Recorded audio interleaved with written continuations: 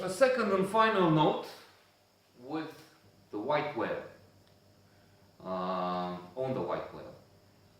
It's suitable because we have a white background. It's the first day when I have snow as a prop for my notes. I started last summer, so makes sense. Even if we're actually in the middle of winter, but with the blizzard last night, it's better this way. So, Moby Dick is a masterpiece with a wonderful acclaim. I didn't watch recently, but I think on Goodreads, for instance, has hundreds of thousands of likes and probably tens of thousands of positive reviews. But I, for one, didn't like it. And to finish the second part of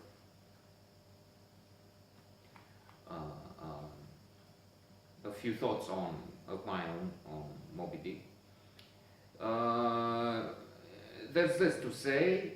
First of all, even if it's an acclaimed chef d'oeuvre, it doesn't have to be on everybody's taste, for one thing. And second of all, I do understand the fact that it can be entertaining, that it has a plot involving adventure at sea, catching a white monster. There's every time there's a fascination with a monster. King Kong nature, for instance. King Kong is submerged this time. Then we have also to consider the circumstances. I'm sorry, back then whales were used especially for lightning. They used people used the oil in the system to illuminate rooms and houses.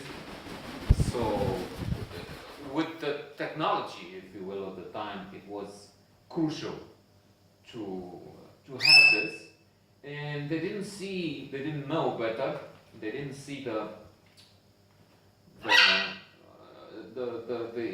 intelligence. They didn't know the intelligence of this wonderful beast, the biggest on Earth.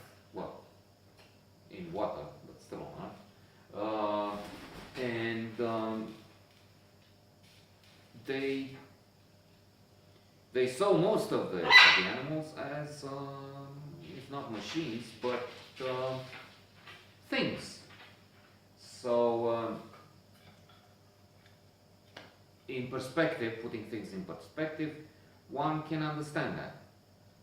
Nevertheless, now that we've learned so much about, if I'm not mistaken, the complicated communication system of whales, which seems to have, in the manner of people, something like dialects. I mean, they talk in different ways, communicate in different ways according to different parts of the world. Considering that, I, for one, already have a challenge in approaching Moby Dick, because I know the main thing is killing a white whale.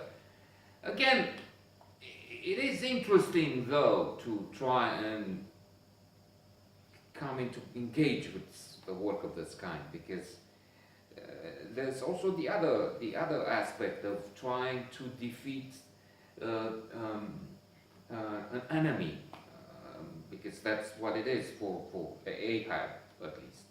It has to do, we have the theme of obsession, of a white whale, of a sort of a dream of conquering the impossible, because the white whale is, in fact, impossible, or very rare, and that's what's engaging one of the heroes, Ahab. And I wonder though why Starbucks named their chain after that. I've read that, in fact, they thought of another name and one was rejected, so they stuck with Moby Dick. For me, that's the end of any meeting with Moby Dick.